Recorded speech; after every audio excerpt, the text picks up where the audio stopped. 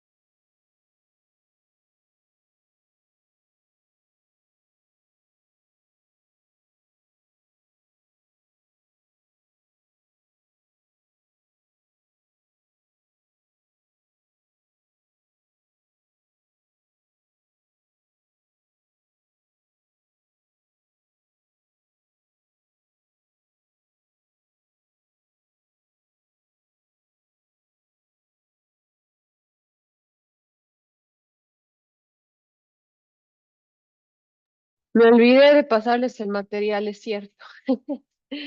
Ahora, terminando la clase les paso, ¿tá?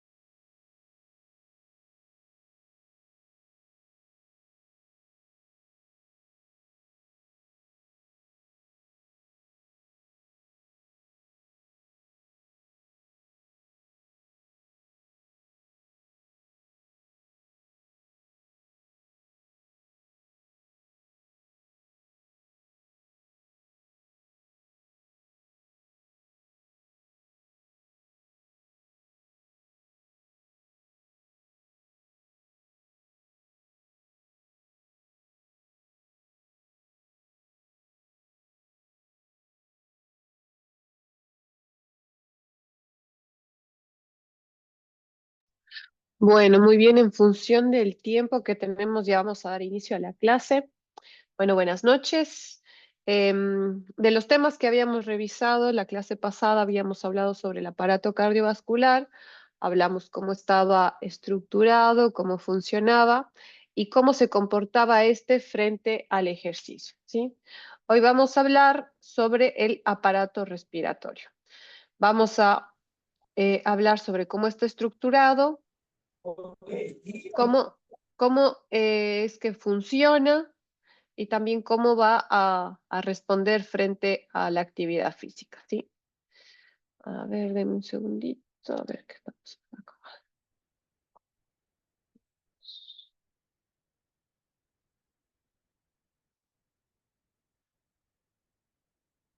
Vamos a hablar en la primera parte de esto y en la segunda parte de la clase vamos a hablar sobre un tema que no tiene nada que ver, pero que también nos corresponde revisar en esta licencia, que es cuál es el rol del médico de equipo, ¿sí? Entonces, empezamos con el aparato respiratorio. Ahí sí pueden ver las diapositivas, si pueden ver la presentación, ¿sí?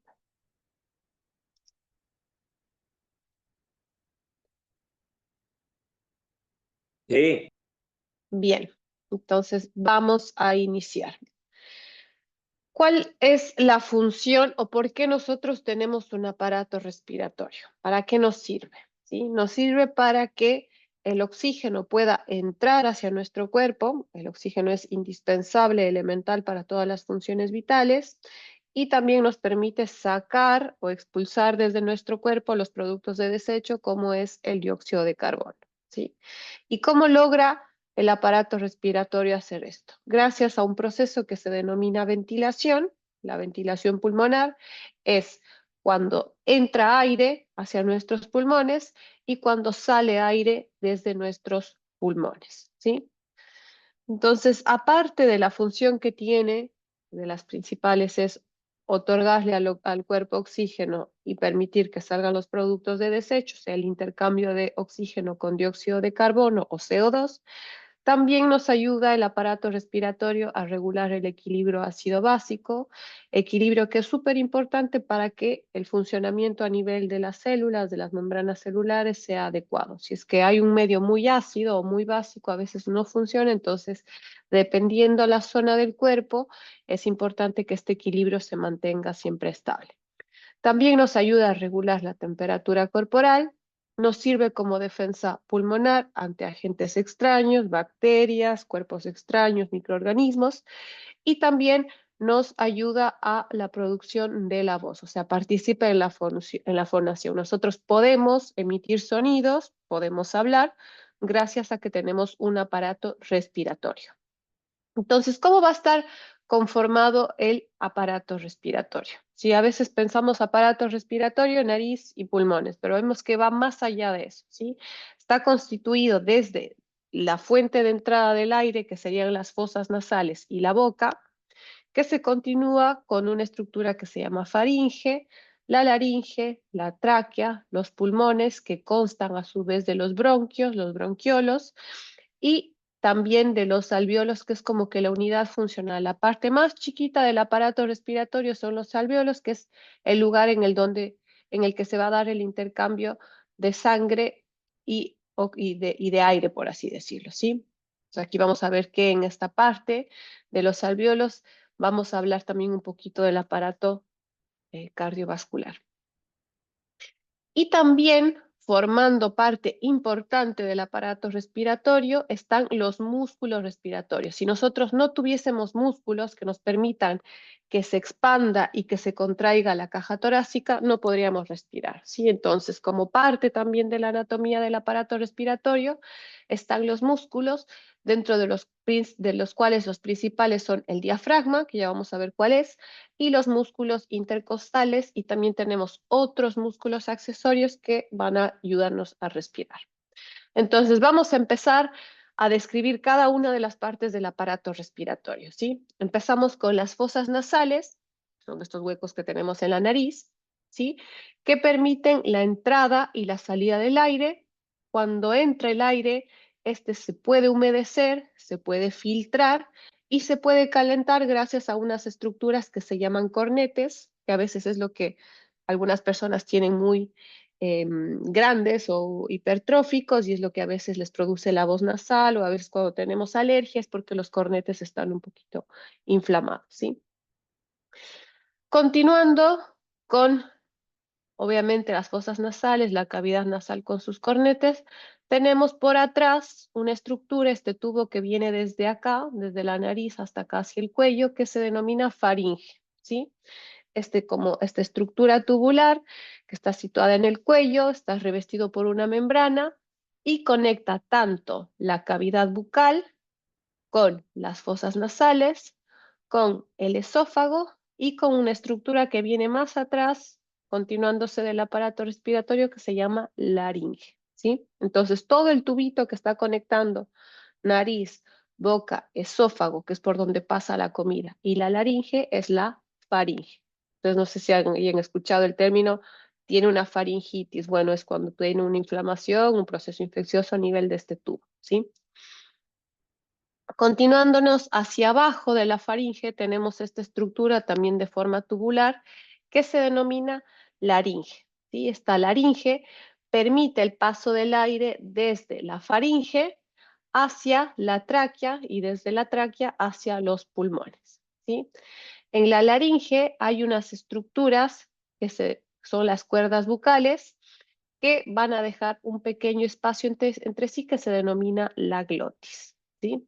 Y a su vez esta glotis está tiene como una tapita encima, un cartílago que se llama epiglotis, que es el que va a tapar, digamos, este canal respiratorio cuando una persona está deglutiendo, cuando estamos masticando, cuando estamos por tragar el alimento, este epiglotis, esta tapita se cierra para que el alimento pase hacia el esófago y no pase hacia el resto de la vía respiratoria, ¿sí? Entonces, este epiglotis, de cierto modo, marca el límite entre la parte oral de la faringe y la parte de la laringe como tal, ¿sí? Como les decía, a nivel de la laringe también se encuentran estos repliegues de color blanquecino, que son las cuerdas bucales, que son las que vibran cuando el aire las atraviesa, y así es como produce la voz, ¿sí? Entonces, también se están localizando, como decía, a nivel de la laringe. Cuando nosotros estamos comiendo, también se van a cerrar para que el alimento no se vaya hacia la vía respiratoria, sino se vaya hacia el tubo de que está atrás, que es el esófago, ¿sí? Y es así como está conformada esta parte del aparato respiratorio. Si seguimos más abajo, hacemos un recordatorio. Empieza en fosas nasales, la cavidad nasal con sus cornetes, sigue hacia atrás con la faringe, más abajo con la laringe que tiene esta tapita que se denomina epiglotis, que es la que se cierra cuando uno está tragando la comida para que la comida se vaya hacia el esófago, que es el tubo por el que pasa la comida. Y también a nivel de la laringe tenemos estos dos repliegues cartilaginosos que son las cuerdas bucales, que cuando se abren y pasa el aire a través de ellas, la vibración produce la voz, la fonación, ¿sí? Continuándonos más abajo de la laringe, entonces, tendemos a la tráquea, ¿sí? La tráquea es este conducto de forma tubular que lo que permite es que pase el aire entre la laringe, que está más arribita, y los bronquios, que son estas ramificaciones que vemos acá. Pero ¿qué pasa con esta tráquea? Esta tráquea es un tubo que viene acá por el cuello y viene ya hacia acá, hacia los pulmones, se va a expandir a través de los bronquios hacia los pulmones, tanto del lado derecho como del lado izquierdo.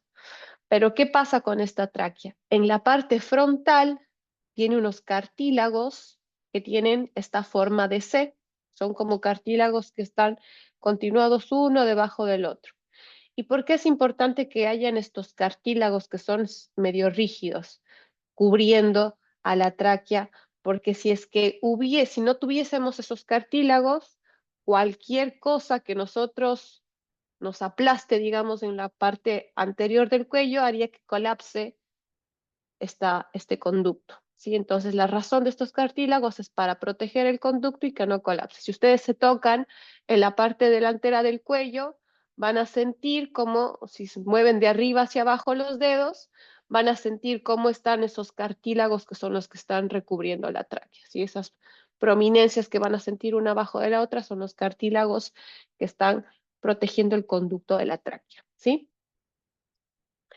Continuándonos con la tráquea, que es esta estructura de acá, con sus cartílagos traqueales, vamos a ver que tenemos una división, que son los bronquios principales.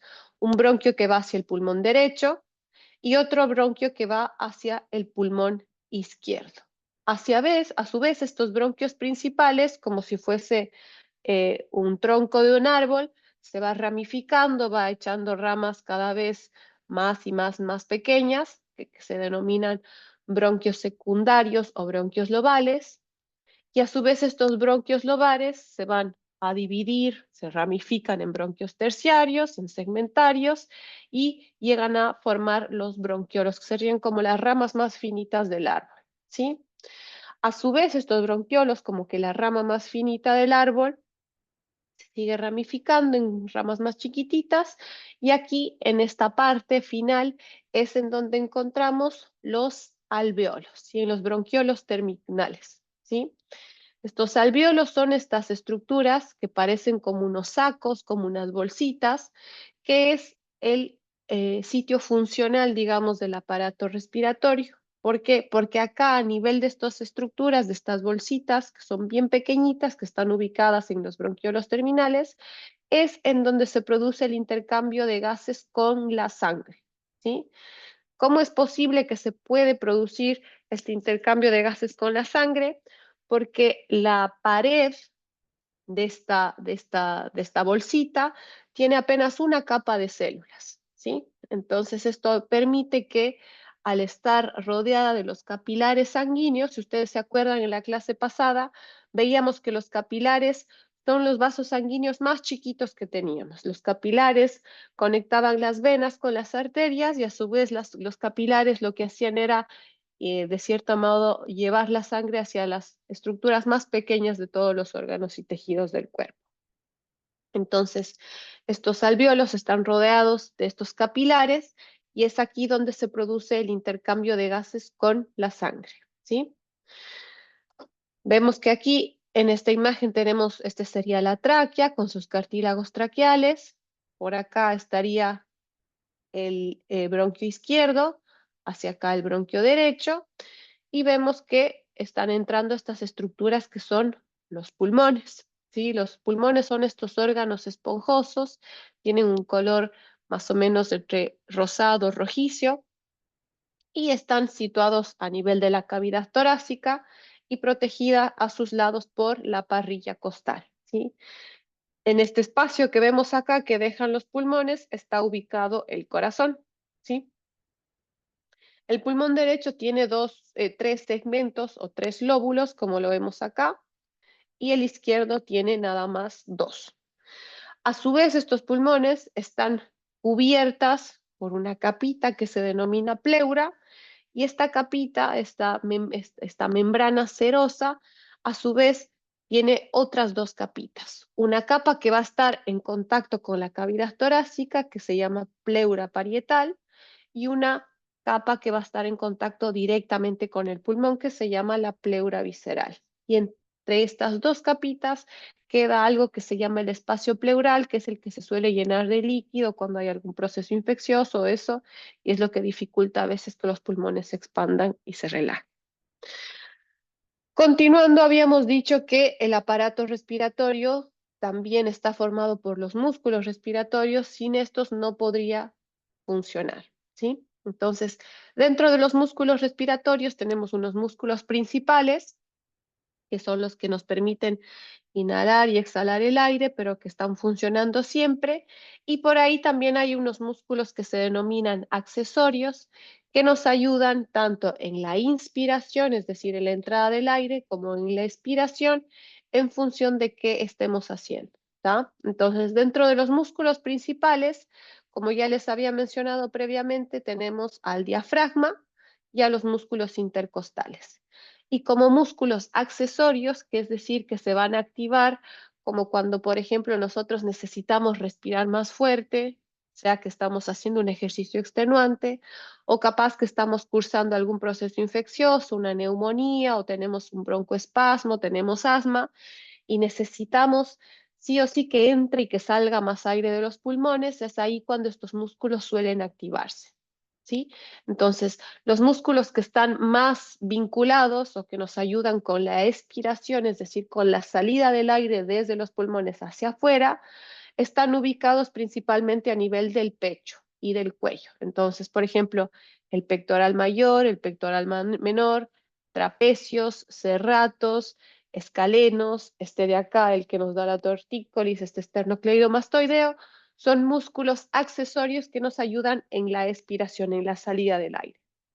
En cambio, si nosotros queremos hacer una inspiración bien profunda o necesitamos meter más aire hacia los pulmones, vamos a necesitar músculos que estén más ubicados a nivel del abdomen, como por ejemplo el recto abdominal, los oblicuos, tanto interno como externo, el transverso abdominal y algunos que también están ubicados en el tórax, como los intercostales internos y un músculo que se llama triangular del esternón.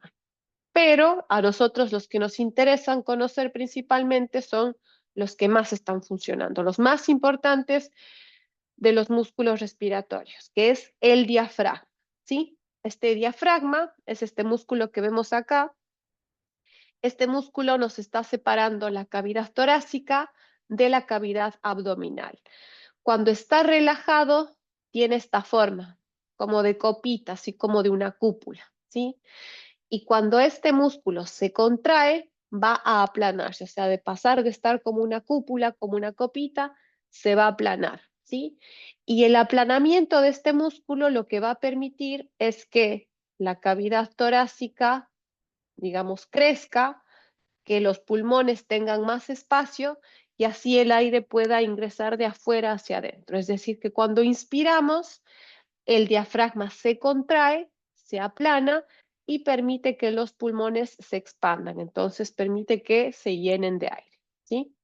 En cambio, cuando el diafragma se relaja, vuelve a esta forma original de cúpula, de copita, haciendo que lo que está contenido dentro de la caja torácica, que son los pulmones, se aplasten, se contraigan y hace que así el aire salga hacia afuera, es decir, va a producir la expiración, ¿está? Y aparte, como les decía, dentro de estos músculos principales, siendo el diafragma y los intercostales, como su nombre lo indica, son músculos que están situados entre los espacios que existen entre dos costillas de forma consecutiva. Sobre todo lo que hacen es movilizar el tórax, o sea, permitir que la caja torácica se expanda o se contraiga, se expanda durante la inspiración para que los pulmones se puedan llenar de aire y se relajan y entonces así vuelve a salir el aire hacia afuera porque los pulmones, digamos, se aplastan. Entonces, gracias a este proceso cíclico que se denomina la ventilación, podemos inspirar el aire, o sea, la inspiración sería la entrada de aire hacia los pulmones y la expiración sería la salida del aire desde los pulmones hacia afuera. Vemos acá que cuando inspiramos, los pulmones se expanden, el diafragma se contrae, entonces se aplana, baja, permitiendo que los pulmones puedan expandirse. Los músculos intercostales van a hacer que la caja torácica se abra, dándole espacio a los pulmones, y así pueda ir el aire de afuera hacia adentro de nuestro cuerpo. En cambio, durante la expiración, ¿qué va a pasar? El diafragma se va a relajar, sube, vuelve a su forma relajada, que es como de copita, lo que genera que los pulmones se contraigan, los músculos del tórax que estaban antes abriéndonos la caja torácica se van a relajar, haciendo que la caja torácica disminuya de tamaño y por lo tanto los pulmones que están contenidos dentro de la caja torácica se contraen, haciendo que el aire salga hacia afuera. Ustedes piensen en un globo, ¿no? Cuando el globo, si nosotros queremos inflar un globo, necesitamos que el globo se expanda, hacemos que el aire venga desde nuestra boca hacia el globo, y si es que queremos que el aire salga del globo, pues simplemente lo dejamos, no hacemos presión, sino el globo se contrae y sale el aire hacia afuera. Entonces así sería la inspiración y la expiración.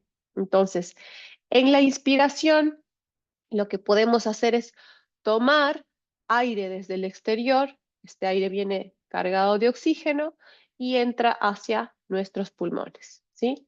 En cambio, en la expiración, ¿qué se permite? Expulsar el dióxido de carbono, el CO2, que es un producto de desecho, desde adentro hacia afuera. Si nosotros acumulásemos CO2, nos morimos básicamente. Entonces, la función de la expiración es que ese producto de desecho salga hacia afuera, ¿tá? Entonces, en la inspiración, el diafragma se contrae, se aplana, hace que el tórax aumente de tamaño, las costillas, gracias a los músculos intercostales, se van a separar, se van a levantar, expandiendo la caja torácica, así se reduce la presión que hay dentro de los pulmones y el aire pasa de afuera hacia adentro, ¿sí? En cambio, en la expiración, ¿qué pasa? El diafragma se relaja, sube, haciendo que los pulmones se contraigan, al mismo tiempo los músculos intercostales se relajan, contraen o hacen que disminuya el tamaño de la caja torácica, aumenta la presión dentro de los pulmones, haciendo que el aire que está contenido dentro salga hacia afuera, es decir, que el CO2 salga para afuera. Entonces vemos que en un estado de reposo, si nosotros no estamos ni inspirando ni expirando, la presión dentro de los alvéolos, de estas estructuras bien chiquitas de los pulmones, va a ser igual que la presión que tenemos afuera en la atmósfera. En la inspiración, esta presión adentro de los alvéolos va a tener que ser menor para que pueda entrar el aire. Entonces va a ser menor que la presión que hay afuera. Durante la expiración, esta presión dentro de los alvéolos va a ser mayor para que el aire pueda salir afuera. Entonces, la presión alveolar va a ser mayor que la atmosférica durante la expiración. ¿Y cómo es posible que nosotros, cuando respiremos, hagamos que entre oxígeno a nuestro cuerpo y cuando expiremos salga dióxido de carbono? ¿De dónde viene este dióxido de carbono? ¿Ah? Entonces, si ustedes se acuerdan, cuando hablábamos del aparato cardiovascular, decíamos que hacia la parte derecha del corazón va a venir la sangre venosa, una sangre que está pobre, descargada, llena de productos de desecho, que va a tener que pasar hacia los pulmones para oxigenarse, y luego esta sangre que estaba oxigenada a nivel de los pulmones volvía hacia el lado izquierdo del corazón para salir a través de las arterias, cargada ya en oxígeno, en nutrientes, para ser distribuida a todos los tejidos del cuerpo. A nivel de los pulmones, el lugar en el que se produce este intercambio de gases con la sangre, es decir, de la sangre que me viene desoxigenada para que se vuelva a oxigenar, es este sitio, este lugar en el que se intercambian los gases con la sangre, que se llama la membrana respiratoria. ¿Y cómo está conformada esta membrana respiratoria, o también llamada membrana alveolo-capilar? Está formada por la pared de los alvéolos, estas estructuras bien chiquititas que decíamos que estaban al final de las ramitas de los bronquiolos, estas bolsitas que estaban formadas por una capa única de células, ¿sí? Entonces esta membrana respiratoria está formada por estos alvéolos y por la pared de los capilares. Ustedes se acuerdan, los capilares eran los vasos sanguíneos más chiquitos que estaban conectando las arterias con las venas, y eran los vasos también que estaban entrando hacia los tejidos y estructuras más pequeñitas para irrigar a estas zonas, ¿sí? Entonces, el intercambio de los gases se va a producir a través de las paredes de los alvéolos con las paredes de los vasos capilares. Entonces, la sangre que viene desde los capilares, ¿sí?, la sangre desoxigenada, va a ir hacia los alvéolos, y desde los alvéolos va a irse a través de la expiración, es decir, si viene desoxigenada la sangre cargada de CO2, va a atravesar esta barrera alveolo-capilar y el CO2 va a salir hacia afuera a través de la respiración. En cambio, el oxígeno que yo estoy inspirando, que llega a mis pulmones, pasa por toda la vía respiratoria, llega hacia los alvéolos, y al nivel de los alvéolos, este oxígeno va a pasar a su vez a otros capilares que van a llevar esta sangre ya rica en oxígeno hacia el resto del cuerpo, ¿sí? Entonces, este intercambio de gases se va a dar por un mecanismo de difusión de moléculas, digamos. Estas moléculas van a estar entrecruzando esta pared finita de los capilares, esta pared finita de los alvéolos, y va a pasar desde las zonas en las que está más concentrado hacia las zonas en las que esté menos concentrado. Entonces, cuando el aire que nosotros inspiramos, el aire que viene a través de las vías respiratorias, nosotros estamos respirando oxígeno de la atmósfera, ¿sí? Cuando estamos inspirando este aire cargado de oxígeno, este aire va a llegar hasta acá, esto sería un alvéolo, por así decirlo, esta cosita rosada, llega a los alvéolos, y de los alvéolos cruza esta membrana alveolo-capilar, esta membrana respiratoria, y va hacia los capilares sanguíneos, ¿sí? A nivel de los capilares sanguíneos, vamos a ver que está circulando.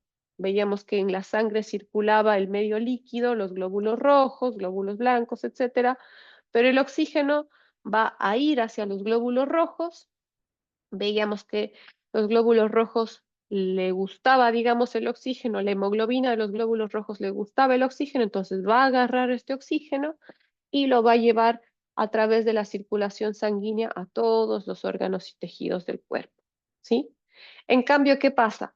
De la sangre venosa que venía regresando descargada de oxígeno, llena de CO2, con productos de desecho, esa sangre que necesitábamos que se recicle a nivel de los pulmones, va a llegar por la vena cava superior, vena cava inferior, aurícula derecha, ventrículo derecho, arteria pulmonar, pácate, llega a los pulmones.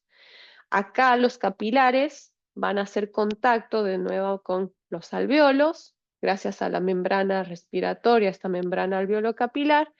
El dióxido que viene a través de los capilares sanguíneos va a pasar hacia los alveolos y de los alveolos va a pasar por toda la vía respiratoria este CO2, el dióxido de carbono, y va a salir a través de la expiración hacia afuera, ¿sí? Es así como nosotros podemos hacer o podemos inspirar oxígeno de afuera y expirar dióxido de carbono hacia afuera, ¿sí? Entonces, cuando el oxígeno pasa a la sangre capilar en los alveolos pulmonares, va a distribuirse por todo el cuerpo para que este oxígeno pueda nutrir a todas las células a través de la circulación sanguínea, ¿sí? Entonces, vemos que es posible que se dé esto gracias a esta membrana alveolo-capilar, ¿sí? Como les decía, el oxígeno que viene desde toda la vía, o sea, nosotros inspiramos, ya estamos entrando oxígeno a nuestro cuerpo, pasa por toda la vía respiratoria este oxígeno, llega hasta el alveolo se contacta, digamos, con los capilares sanguíneos y en los capilares sanguíneos el oxígeno es transportado en la sangre, unido principalmente a la hemoglobina, y una pequeña cantidad apenas va a ir disuelta en el plasma sanguíneo, ¿sí? La hemoglobina puede saturarse hasta con 98% de oxígeno, es muy afín al oxígeno, a la hemoglobina.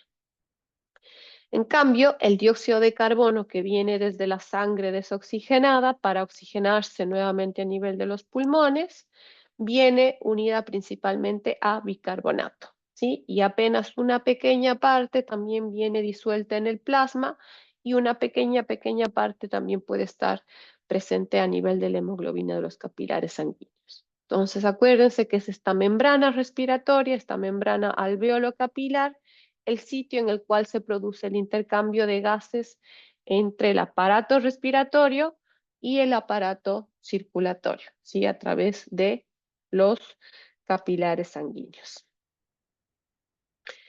Hay una cosa que se llama la diferencia arteriovenosa de oxígeno y suele ser como una especie de medidor a ver qué tan capaz es nuestro cuerpo de consumir oxígeno. Y esta diferencia arteriovenosa de oxígeno nos hace referencia a el oxígeno que está contenido en la sangre arterial versus el oxígeno que está contenido en la sangre venosa. Si ustedes se acuerdan, la sangre arterial estaba cargada de oxígeno, es rica en nutrientes, en cambio la sangre venosa es la sangre que nos viene ya quedando de lo que todo el cuerpo consumió, los tejidos consumieron todo el oxígeno y la sangre venosa vendría trayendo, digamos, la sangre que tiene que ser reciclada, esa sangre desoxigenada, esa sangre que viene cargada de CO2, es decir, si es que se acumulase esta sangre venosa no podría ser posible la vida, ¿sí? Entonces, esta diferencia arteriovenosa de oxígeno, es decir, el oxígeno contenido en la sangre arterial versus la sangre venosa, nos refleja el volumen de consumo de oxígeno de los tejidos. Cuando nosotros estamos en un estado de reposo, esta diferencia arteriovenosa de oxígeno no suele ser mayor. ¿Por qué? Porque mis músculos, digamos, no están activos, no están demandando mucho oxígeno. Pero si yo estoy haciendo una actividad, y más aún si esta actividad está siendo de elevada intensidad, consumo de oxígeno por parte de mis músculos va a ser mucho mayor, el consumo de sangre, de oxígeno de la sangre arterial. Entonces, esta diferencia arteriovenosa de oxígeno va a aumentar, sobre todo luego de una actividad vigorosa. Ahora bien, vemos que nosotros podemos inspirar el aire de afuera, pasarlo por la vía respiratoria, los músculos nos ayudan a expandir, a contraer la caja torácica, pero ¿cómo es que cómo es que el cuerpo puede controlar la ventilación? ¿Cómo es que puede controlar la inspiración y la expiración? ¿Sí? Porque si ustedes piensan, la respiración, más allá de que en algún momento nosotros queramos que sea un proceso voluntario, es decir, si yo este rato me detengo y digo, bueno, voy a inspirar profundo y voy a exhalar profundo, puedo hacerlo de forma consciente, pero yo no estoy todo el día o todo el tiempo o mientras estoy durmiendo no estoy pensando en que tengo que inhalar y exhalar, ¿sí? ¿Cómo es posible que el cuerpo solito pueda controlar este proceso de la ventilación? Esto lo logra gracias a que este aparato respiratorio tiene un conjunto, una especie de sensores que van a estar recolectando información que va a llegar hacia el encéfalo. El encéfalo va a ser como que la computadora, el comando central, que va a decidir qué acción tomar frente a estos estímulos que le vayan llegando, ¿sí? Entonces va a coordinar la información y lo que va a hacer es enviar impulsos nerviosos que lo que van a hacer es a estimular los músculos respiratorios, los músculos efectores que van a estar causando la respiración, ¿sí?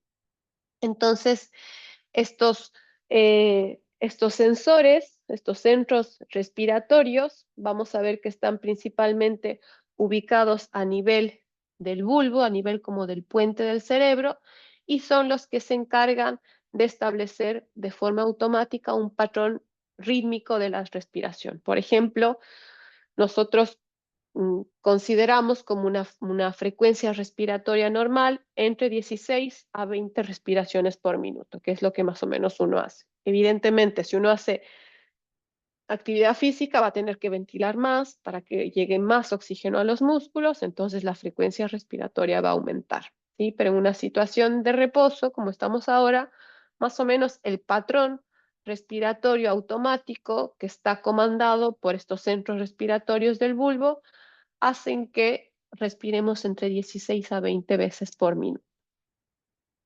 Ahora bien, como estos sensores, dependiendo de la función que se esté haciendo en el cuerpo, dependiendo del estado en el que esté, van a estar estimulando este centro respiratorio, el centro respiratorio que estaba ahí como comando central en el encéfalo en función de los sensores que le llegan y dicen esta persona necesita respirar más lento, más rápido, necesita tener inspiraciones más profundas o expiraciones más profundas, va a estimular a los músculos que son los músculos respiratorios que hablamos principalmente diafragma, intercostales, y dependiendo de la situación también puede estimular a los músculos accesorios que habíamos hablado que están a nivel del abdomen, sobre todo los encargados de la inspiración y los músculos expiratorios que estaban a nivel del cuello y el tronco, ¿sí?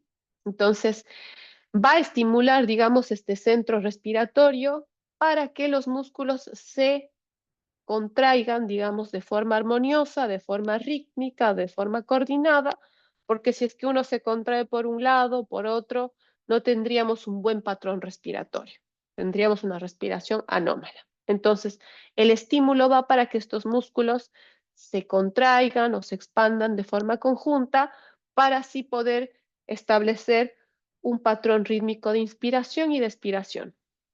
Entonces, ¿qué pasa? Cuando, por ejemplo, hay una situación en la que el cuerpo nota que se empieza a acumular mucho dióxido de carbono, vemos que el dióxido de carbono no es compatible con la vida, es importante que el cuerpo empiece a sacar para afuera ese dióxido de carbono, ¿sí? Entonces, este, este estímulo, digamos, esta acumulación de este dióxido de carbono sirve como estímulo para este centro respiratorio para que aumente la frecuencia respiratoria con el objetivo de que salga hacia afuera el dióxido de carbono, ¿sí? Entonces, ¿Qué pasa? Que cuando nosotros empezamos a hacer ejercicio, ya de por sí el ejercicio es prácticamente un estímulo para que este centro respiratorio comande la respuesta y estimule a los músculos respiratorios para que se contraigan o se relajen y así crear un patrón ventilatorio aumentado en función de la actividad que se haga, ¿sí? Además, cuando aumenta la temperatura, cuando hacemos ejercicio se eleva la temperatura corporal, más aún si estamos en un ambiente caluroso, como por ejemplo haciendo ejercicio durante el verano, ustedes notan que se cansan más, que respiran más rápido, y esto es porque esto ya de por sí consiste o le genera un estímulo para el centro respiratorio para que haga que se estimulen con más frecuencia los músculos respiratorios. Además, también durante la actividad física hay cambios a nivel metabólico, hay cambios a nivel químico en la sangre mismo, y esto hace, también funciona como un estímulo para que aumente la actividad de los músculos respiratorios y así se pueda dar una mayor o menor ventilación, ¿sí?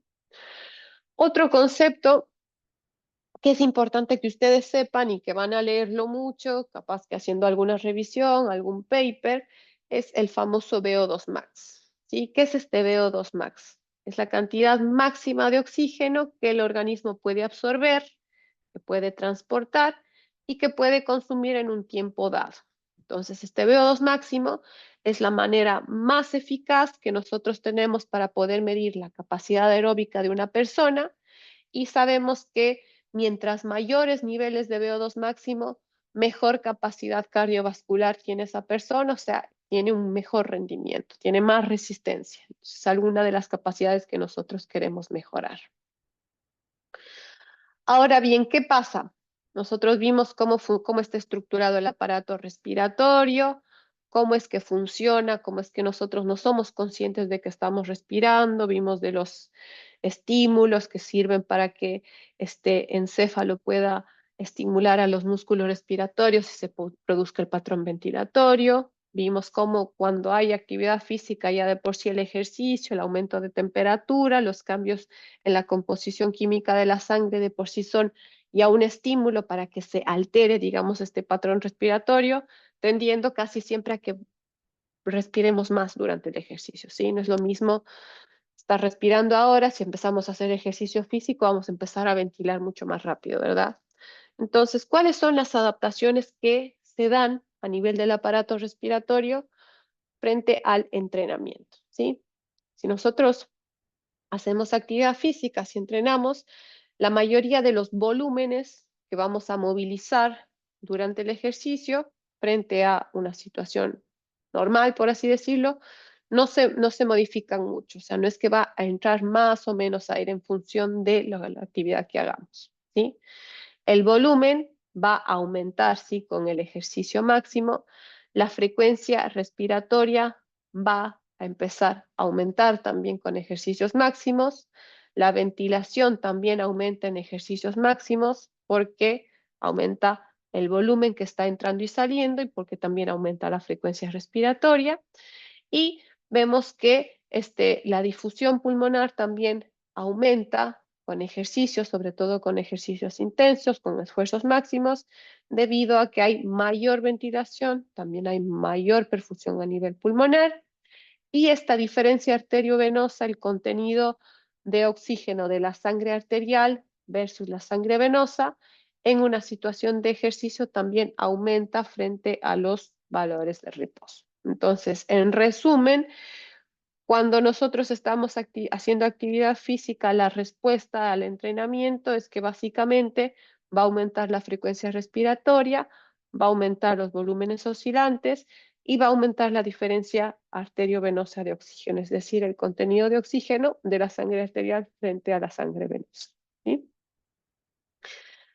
Chicos, preguntas, dudas, inquietudes con esta parte de la clase.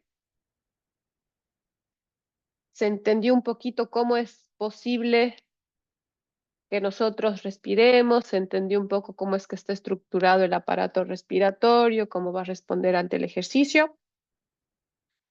Yo entiendo y sé que es para ustedes un poco complicado empezar a hablar de fisiología a estas alturas de la vida, si es que no tuvieron una base de ciencias biológicas, más aún.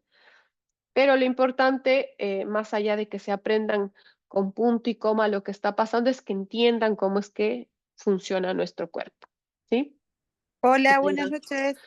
Hola, ¿qué tal? ¿Todo bien? ¿Todo bien? ¿Pasa la lista con tu permiso? Claro que sí, Catherine. Nazareno Castro, Presente. Rafael de los Santos, Sí. Carlos Serricaldi, Fabio Fernández, Jonathan Fernández, Presente, Jonathan Fernández. Fernando Machado, Presente. Miriam Núñez, Fernando Paiva, Presente. Daniel Rizzo, Presente. Richard Rodríguez, Presente. Cristian Salvatierra,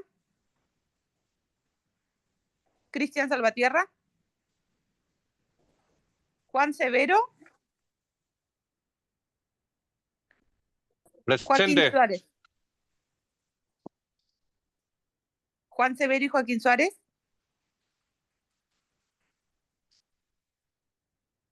Bueno, bárbaro. Muchas gracias, disculpen la interrupción. De nada, gracias a ti. Bueno, muy bien. Entonces, si quedó todo eso entendido, pasamos a la segunda parte de la clase, que en realidad no tiene mucho que ver con la primera. Es un tema bastante sencillito, más que nada un tema informativo, para que ustedes conozcan y sepan cuál es el papel, digamos, de un médico de equipo en el fútbol, sobre todo para que tengan como ya una pauta de conocimiento de cómo ustedes van a interactuar con el personal médico del equipo, ¿sí?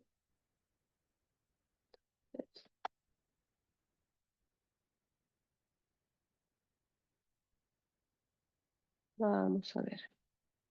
Ahora sí. Entonces vamos a hablar de cuál es el rol del equipo médico en un cuadro de fútbol. A veces pensamos que las personas que están encargadas de la parte de medicina únicamente van a atender las lesiones de los pacientes y nada más, pero sabemos que la labor del médico de equipo y del equipo de sanidad va mucho más allá de solamente tratar las lesiones, ¿sí? Entonces, si es que nosotros le vemos a un cuadro de fútbol, a un equipo de fútbol, dividido en tres áreas principales, vamos a ver que el protagonista, la figura central, siempre va a ser el jugador, y va a estar, por otro lado, el cuerpo técnico, con el DT a la cabeza, ¿sí? Coordinando todas las actividades que competan, y por otro lado vamos a tener al cuerpo médico, ¿sí? Que va a ser comandado por el médico de equipo, haciendo que todo funcione de forma armónica. Entonces, en realidad siempre debería haber una interacción entre el cuerpo médico, entre el cuerpo técnico y obviamente entre el jugador para que todo fluya de forma armoniosa, ¿tá? Entonces, más allá de que la persona que está encargada de la parte de sanidad, del médico de equipo, tenga que resolver la parte médica del jugador o del cuadro con el que esté viajando en algún momento dado, vemos que también tiene que cumplir otras actividades, siempre pensando y manejando las cosas de forma ética, rigiéndose con honestidad y con el mayor rigor científico que pueda para que las cosas se den de manera adecuada, ¿sí? Entonces, el personal médico, el médico de equipo, va a ser a la final el responsable de la salud del jugador, no solo a corto, sino también a largo plazo. Porque, por ejemplo, si es que no se resuelve alguna patología, sea por una causa lesional, o sea, por alguna patología, si no se resuelve de forma oportuna, puede dejar secuelas de por vida, ¿verdad? Entonces, va a tener que actuar con la suficiente capacidad para resolver los problemas y que esto no afecte no solamente para esa temporada, para ese fin de semana, sino para el resto de la vida del jugador, ¿sí? Cuando se puedan dar situaciones en las que se exceda la capacidad del conocimiento, porque ya, por ejemplo, excede la capacidad del tratamiento, que por ejemplo algún jugador necesite algún proceso, una intervención quirúrgica, el médico de equipo va a tener que ser quien derive a este jugador hacia un especialista con mayor experticia en el campo, ¿sí? También va a asesorar al entrenador sobre la salud de los jugadores. Va a informarle si es que el jugador o la jugadora está listo para el finde, si es que no está listo, va a tener que saber si es que la patología o la lesión le va a dejar fuera de cancha y cuánto tiempo le va a dejar fuera de cancha para que así las decisiones de equipo se tomen de forma oportuna y se hagan los reemplazos correspondientes, ¿tá? Pero a la final, a la hora de decidir si es que el jugador está apto o no, la decisión final la toma el médico en función de sus conocimientos. Entonces, vemos que el médico de equipo cubre, digamos, 8 campos dentro de la actividad en el deporte, va a proceder en caso de que exista una lesión, va a proceder en caso de que exista una enfermedad, también va a actuar de forma preventiva para que no sucedan o que no ocurran lesiones o que no ocurran distintas enfermedades, sobre todo obviamente cuando hablamos de enfermedades infectocontagiosas. Va a ser la persona encargada de atender una urgencia. Si es que, por ejemplo, se viaja a otro país o estamos, por ejemplo, en alguna estación especial, como puede ser el verano, va a ser la persona encargada de tratar los problemas de aclimatación, como puede ser el cambio horario, el clima, la altitud, ¿sí? Si es que está muy caliente, muy húmedo, va a tener que tomar decisiones y va a tener que dar soluciones oportunas en función de dónde se esté jugando o dónde se vaya a jugar. Todo lo vinculado con el dopaje, desde informar, participar en el proceso con el jugador en caso de que sea seleccionado para, la investigación, digamos, de dopaje, en caso de que, por ejemplo, esté justo la Conmebol con una agencia antidoping en el partido, bueno, va a tener que acompañar en todo momento al jugador y obviamente va a tener que saber cuáles son las sustancias y los métodos prohibidos para asesorar de forma correcta a los jugadores, ¿tá? También va a ser quien esté encargado de optimizar el rendimiento, tanto desde la parte nutricional, como la hidratación, como la detección de sobreentrenamiento, y también va a asesorar no solamente a los jugadores, sino también a otros miembros del equipo durante los entrenamientos, partidos y obviamente más aún si es que se está saliendo afuera de viaje, ¿ah?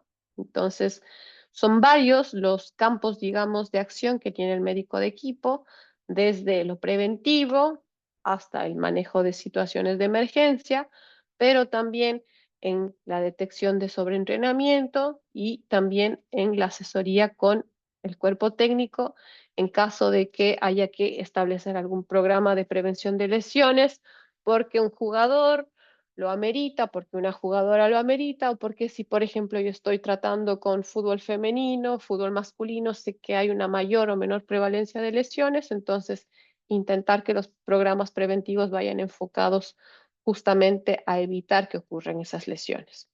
Entonces, para ello debe constar con una serie de conocimientos básicos, tiene que estar la persona, el personal médico, el médico de equipo, capacitado en emergencia, también sean emergencias que pongan en riesgo la vida de la persona o sean emergencias que requieran un procedimiento inmediato en caso de lesión, ¿sí? O también en caso de enfermedad. También conocer, tener bases de preparación física, ¿sí? Entonces esto también es importante porque se puede trabajar de forma conjunta con el cuerpo técnico, con los profes, para, por ejemplo, si un jugador necesita algún programa de readaptación, Si vemos que tiene algún desbalance muscular, decir, bueno, esta persona tiene esto, vamos a hacer un programa como para evitar que se lesione, o si es que tiene ya una patología establecida o dada, intentar también asesorar y acompañar al profe como para mejorar esos aspectos de cada jugador o jugadora, ¿sí? Y obviamente va a tener que ser quien pueda liderar, organizar, manejar como es un área de sanidad para que todo se dé de mejor manera para todo el equipo. ¿Tá? Entonces los médicos de equipo no solo están en el consultorio, ustedes las han visto muchísimo, están en la cancha, son los que entran cuando hay alguna lesión, pero también están durante los entrenamientos al costado de la cancha, asesorando todo lo que tenga que ver con la prevención de lesiones, con la readaptación de un jugador y con la vuelta a la cancha. Si luego de que tiene el alta médica, no es que simplemente tiene el alta médica, a veces tiene que pasar una fase de readaptación previa al juego, que va a ser en cancha con los profes, entonces van a ser quienes también estén trabajando de forma conjunta. ¿Ah? Entonces, como el trabajo dentro del cuerpo médico, como les decía, va a ser comandado por el médico de equipo, quien va a tener que liderar cómo se vaya a dar los trabajos con los demás colegas y también con los otros, con el resto del personal del equipo de sanidad, que pueden ser kinesiólogos, fisioterapeutas, pueden ser nutricionistas, psicólogos, en caso de que el cuerpo, el equipo cuente con los recursos para tener todo este personal médico. ¿Sí? Y obviamente también va a tener que trabajar de forma paralela con otros profesionales, como puede ser cardiólogo, traumatólogo, alguno de referencia del equipo, en caso de que requiera una atención que sobrepase, digamos, los conocimientos del médico de equipo, que por lo general el médico de equipo es un deportólogo, ¿no?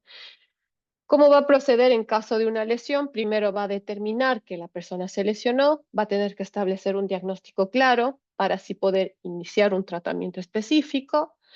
Ventajosamente, la mayoría de las lesiones del fútbol no suelen ser graves, suelen afectar más a tejidos blandos, entonces va a establecer y va a pautar el programa de rehabilitación que va a tener que cumplir ese jugador. ¿Sí? Entonces, mientras esto pasa, cuando ya se establece el diagnóstico, por ejemplo, la persona tuvo un esguince grado 2 de la rodilla, puedo decirle al cuerpo técnico, esta persona va a estar tanto tiempo fuera de cancha, así que no cuenten con este jugador durante este tiempo, y en base de eso el cuerpo técnico va a tener que decidir cuáles son las mejores maniobras que van a hacer para poder seguir con el equipo.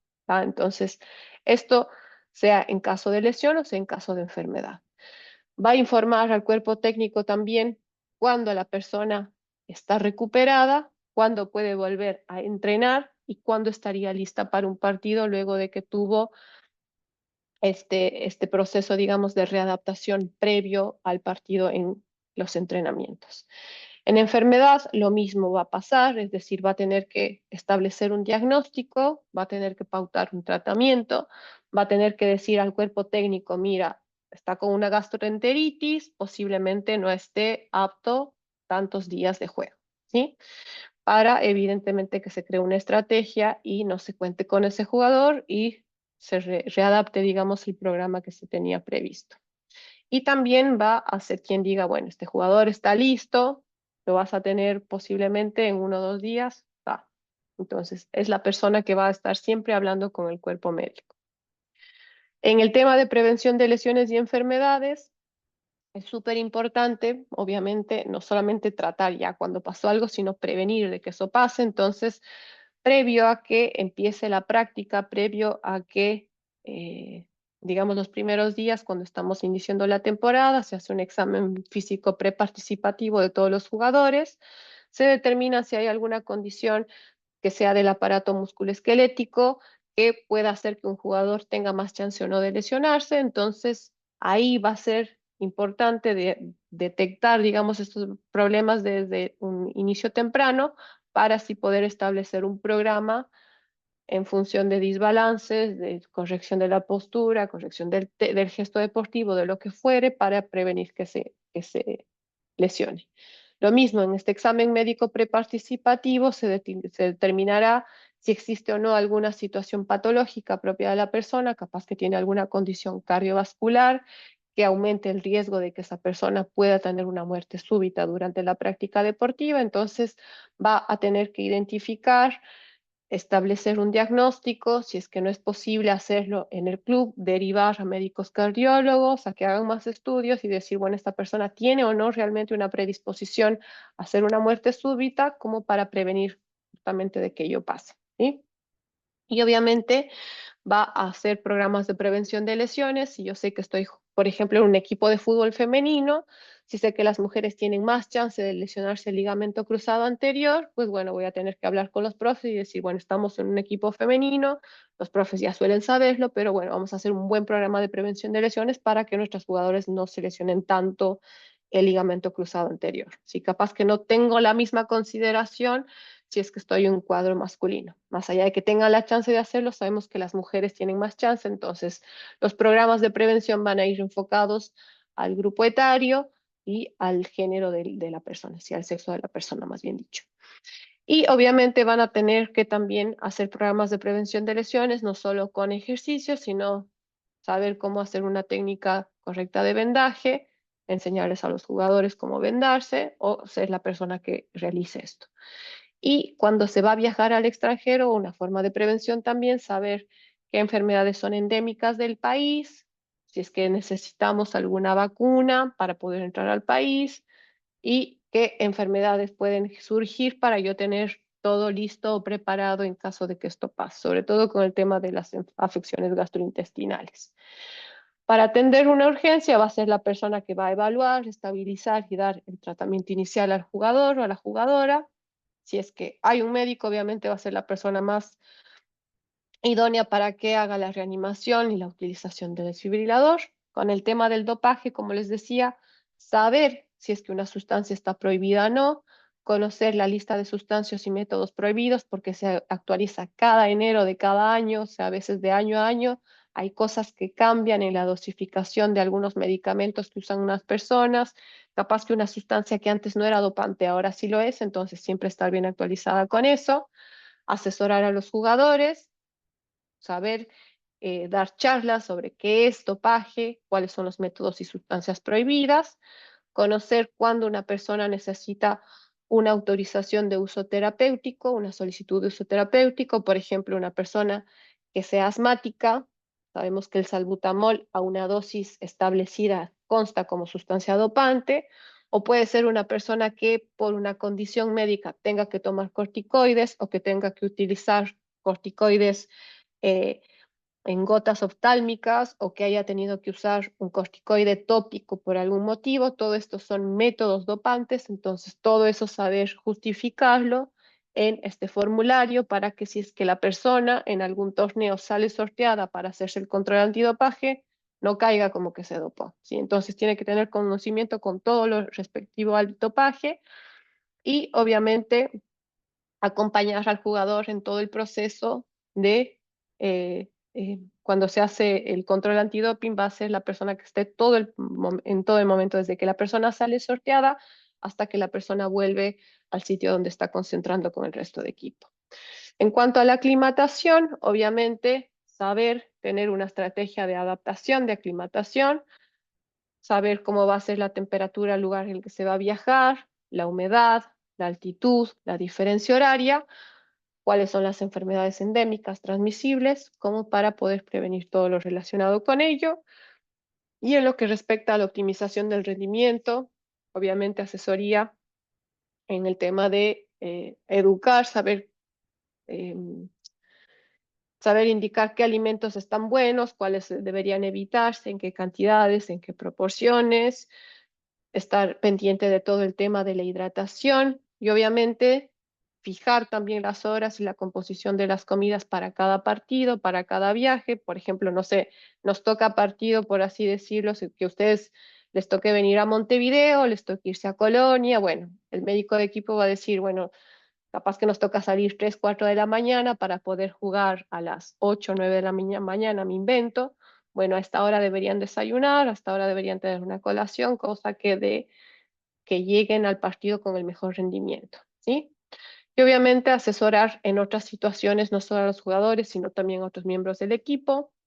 A veces Nos pasa que cuando hay jugadores o jugadoras que se lesionan, dependiendo de la gravedad de la lesión, saben pasar a veces meses con nosotros, se establece un vínculo bastante cercano porque pasamos mucho tiempo con ellos y a veces nos enteramos de cosas, capaz que llegamos a conocerles súper bien, sabemos cómo está conformada su familia, qué les gusta, qué no les gusta, pero también puede ser que en estas situaciones nosotros nos ha pasado que nos hemos enterado de cosas complejas, situaciones, no sé, capaz que de abuso o situaciones psicoemocionales que estén atravesando, entonces también saber ahí hasta qué momento podemos contar con la ayuda de algún médico, psiquiatra o de algún psicólogo que nos ayude a trabajar estos aspectos y obviamente en caso de que veamos que hay una situación de riesgo, hablar con trabajadores sociales, con el resto del equipo comentando cuál es la situación de un jugador o una jugadora particular. Porque ustedes ven que en el fútbol tenemos gurises y gurisas de todos los contextos, de todas las situaciones, capaz que hay gente que está súper contenida y que tiene una familia que los cuida y los protege y que tiene la chance de hacerlo, y vemos que hay gurises y gurisas que no. Entonces, suelen ser estos momentos en los que nosotros llegamos a conocer a los jugadores cuando se lesionan. Y bueno, respecto a los utensilios o lo que debería contar el médico para poder hacer su trabajo, tenemos un maletín que es con el que se suele entrar a la cancha, que es el maletín chiquito, y tenemos el maletín más grande en el que ya tenemos todos los insumos y cosas que tuviésemos que pudiésemos utilizar tanto en el partido como fuera de este, ¿sí? O fuera de la cancha.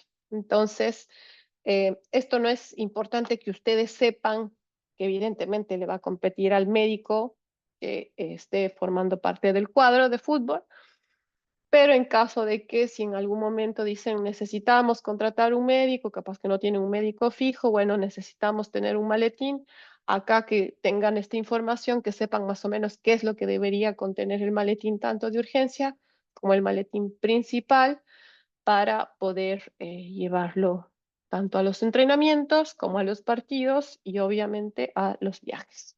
¿Ah? ¿Alguna duda, inquietud o pregunta con respecto a esta segunda parte de la clase?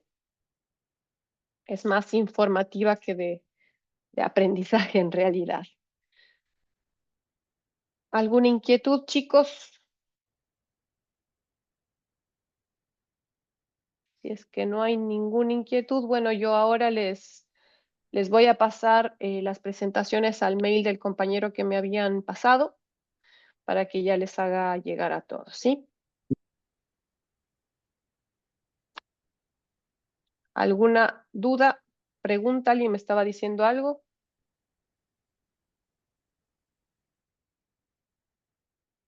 Bueno, chicos, si es que no hay inquietudes, nos vemos el martes que viene a la misma hora. Que tengan buenas noches. Gracias, profe. Buenas noches. Buenas noches para todos. Chao, Buenas chao. noches. Buenas Chao, noches. buenas noches, gracias, profe. Hasta luego.